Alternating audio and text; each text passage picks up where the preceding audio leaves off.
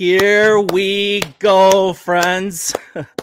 The Chicago Bears, we have finally remade this franchise. We are finally moving forward in a different direction. And say what you will about Justin Fields, say what you will about how this team has been built in the past. We all have PTSD, right? We've never had a quarterback, and every single time we make a move, every single time we do something new, we have this thought, right, that it's not going to work, or here we go again.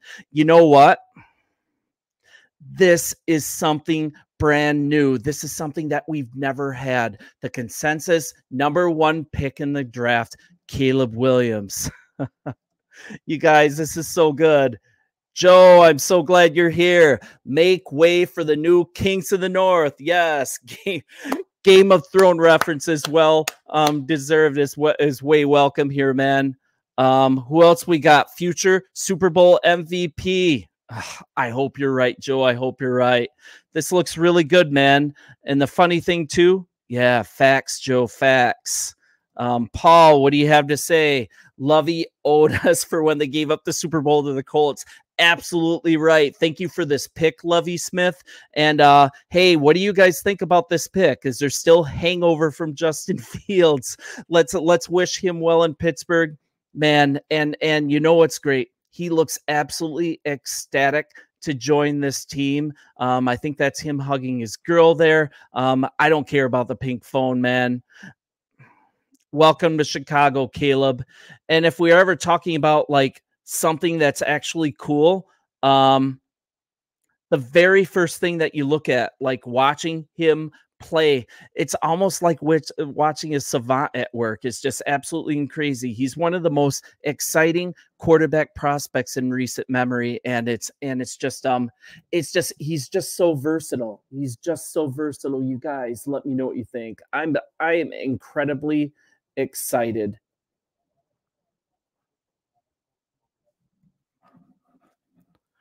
So what do you guys think? Talking about Caleb Williams, what are we actually getting here?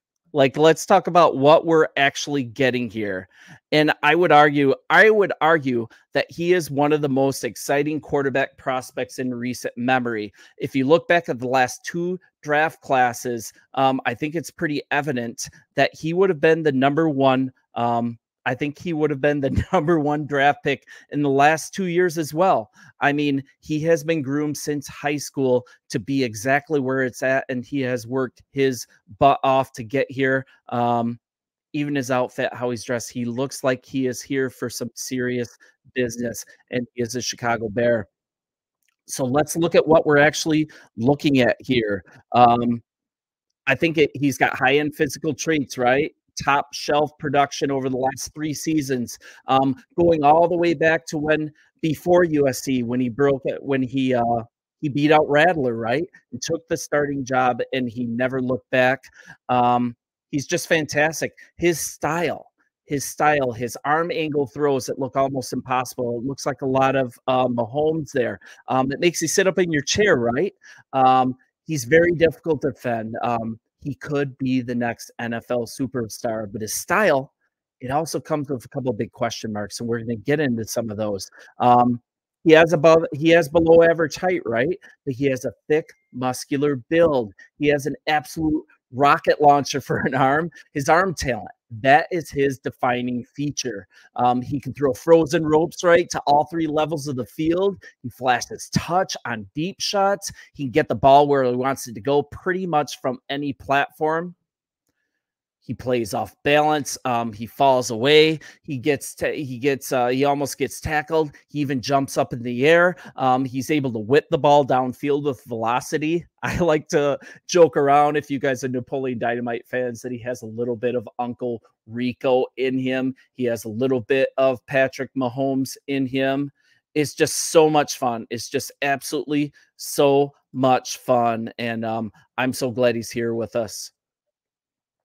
Now we're getting close to the Washington War Room, which is kind of an interesting thing. Let's look at this too. He seems to be most comfortable when structure breaks down, and a lot of hits on him is that he cannot play out of structure.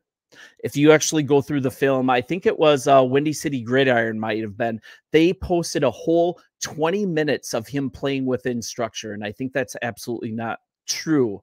Another thing, when structure breaks down, he's usually always first looking to throw downfield. He's a twitchy scrambler. He has great balance. He has great body control to make defenders miss in the open field, but he's still looking to pass first. It's like a really good attribute. He has this thing. He can turn absolutely nothing into something. He can evade like a ton of oncoming pass rushers and actually find the man downfield. He reminds me a little bit of Kyler Murray, maybe, but he doesn't run like an angry toddler, but he reminds me a lot of Kyler Murray. And it's not that he can't, once again, it's not that he won't play in structure. On straight drop back throws of less than 2.5 seconds, here's an interesting stat, and this is from The Ringer. He notched a PFF passing grade of 89.7 over the past 2 seasons. That's 4th best in the Power 5. He has fantastic accuracy. He has anticipation as a thrower when he hits his back foot, when he gets the ball out, and he flashes the ability to navigate the pocket to avoid pressure. He keeps design plays alive, but you're looking at his tendency, his penchant, and maybe even preference. He likes to hold on to the ball too long, right? He likes to hold on to the ball. He tries to make out of structure like miracles happen. So let's talk about like why that's happening. I'm going to check some comments here. Nate, come on. No, he's not going to be the next Justin Fields. Thank you for that comment. I'm not even going to post that one. But if you look at why he holds on to the ball so long, if you look at that, it might be because USC had the 116th ranked defense last year. He had to play miracle ball so much. And like the really good thing about this is that our new offensive coordinator, Shane Waldron, he specializes in lowering the time that a quarterback takes to throw the ball. He did it with Geno Smith. He did it previously in his other work in McVay offenses. So that's really been a strong suit for him. So, hey, Caleb Williams, welcome to the Chicago Bears. Oh, it looks like Jaden Daniels, just as predicted, out of LSU. He is going to the Washington Redskins. I think he was the only quarterback that we could quibble that by a lot of people were saying that they'd rather have Jaden Williams. I don't really believe that that's the case. I don't want Jaden Williams. I think we got the right guy. I think as far as looking here through some stats, the biggest challenges that he might face in the pros, it might be balancing that out of structure talent that he has, balancing it with a bigger focus on playing on time, avoiding sacks. He took 35 of those in 2023. That's the 11th most in college football. Williams, he's almost surely going to have the speed up this process. He has a 21.9% pressure to sack rate per PFF. That's a little concerning. Points to the fact that he also often tries to pull that like Houdini effect, right? That Uncle Rico thing to try to make something out of nothing. And a lot of times it ends up not going well. So that's something that he's going to have to grow through. I think one thing that's really good is our offensive coordinator that we have with him. I think he showed some erratic accuracy on deep shots, I'd say. He seemed to press at times. He tried to do it all himself, led to some bad decisions and some bad throws. Still an excellent year, but not quite up to his Heisman year. And he'll need to improve his discipline. We require some coaching. He needs to start taking what the defense gives him. He's got to start checking down more. He needs to live to see another play, even though he doesn't have ideal height. He has great body structure to allow him to hold up to a lot of the stuff. So let's look at 2 questions about Caleb Williams, and we're going to move on. I want to talk about Jaden Daniels that just got picked. He's got top tier arm talent. He has a natural feel for navigating the pocket.